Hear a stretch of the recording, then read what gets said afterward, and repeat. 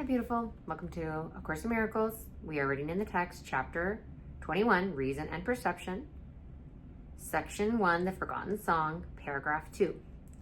How foolish is it to attempt to judge what could be seen instead? Wow, I love that. Okay, let's pause here. It's foolish to judge when we could just see it, like really see it. And truth is synonymous with love and joy. So if we really see it, we love it. Have you ever found that? Like somebody you found obnoxious or unlikable at first, and then you really got to know them and you were like, oh my gosh, I love this person. I've experienced that. I lived in Moscow a long time ago, and I remember a couple of the teachers there at the school I taught at. I really didn't like them. I hope they're not watching this.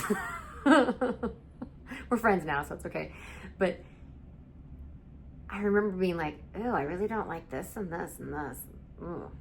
And then over the course of the semester, as I got to know them, I was like, oh my gosh, these are the coolest people ever. Why was my first impression so bad? Well, because it was based on superficiality and judgment. It wasn't based on actually seeing them, the richness and wholeness of their being. Even highly disturbed individuals that we would never want to be around because they're potentially dangerous. When you understand their origin story, there's usually compassion and pity there instead of hatred or judgment. It is not necessary to imagine what the world must look like. It must be seen before you recognize it for what it is. You can be shown which doors are open, and you can see where safety lies, and which way leads to darkness, which to light. Judgment will always give you false directions, but vision shows you where to go. Why should you guess?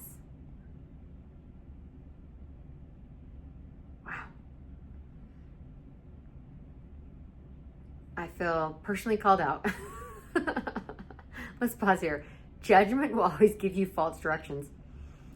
That's a pretty wild claim according to the precepts of man. According to the thought system of ego, that is a wild thing to say. Judgment will always give you false direction. I guess that's because judgment isn't based on reality. How could it give you the right directions? In paragraph 3, the first sentence, there is no need to learn through pain. Wow, let's pause here. The ego will never agree with that. The ego will never sanction that truth. There's no need to learn through pain. I'll pause here and say pain can be a really great and effective teacher. No one's denying it. We've all learned through pain a time or two, or 1,000 times or two. And yet there is no need to learn through pain. And gentle lessons are acquired joyously and are remembered gladly. What gives you happiness you want to learn and not forget. It is not this you would deny. Your question is whether the means by which this course is learned will bring you the joy it promises. If you believed it would, the learning of it would be no problem. You are not a happy learner yet because you still remain uncertain. That vision gives you more than judgment does. And you have learned that you cannot, and you have learned that both you cannot have. All right. Let's read a few more sentences in paragraph 4, and we'll wrap it up. The blind become accustomed to their world by their adjustments to it. They think they know their way around and about in it. They learned it not through joyous lessons, but through the stern necessity of limits they believed they could not overcome. So we're grappling around in the dark because we think that's the best we can do. And here we have Course in Miracles saying, oh, you can do way better than that. You can learn through joy. You don't even have to learn through pain anymore.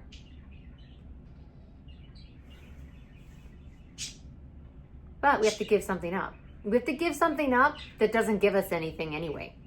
So we're being asked to give up pebbles to exchange for diamonds. It's a pretty good trade. All we have to do is give up judgment. Stop thinking we know things that we don't know. And listen to the Holy Spirit instead. And let the Holy Spirit decide for us.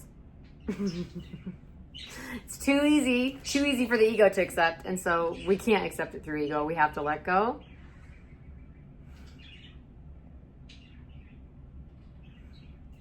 Lean in and be willing to know the truth.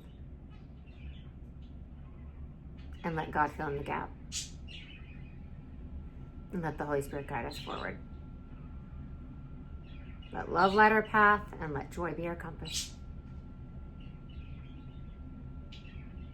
Or we can have the cruel teacher of pain. I'm done with that, though. I'm pretty sure you are too, or you wouldn't be studying A Course in Miracles with me. So, this week, let us learn the fun way, the peaceful way, the joyful way, by letting go of judgment, trusting what is, and having faith that vision will give us more than judgment does. Thank you for being here. I love you. I'll see you soon. Mwah.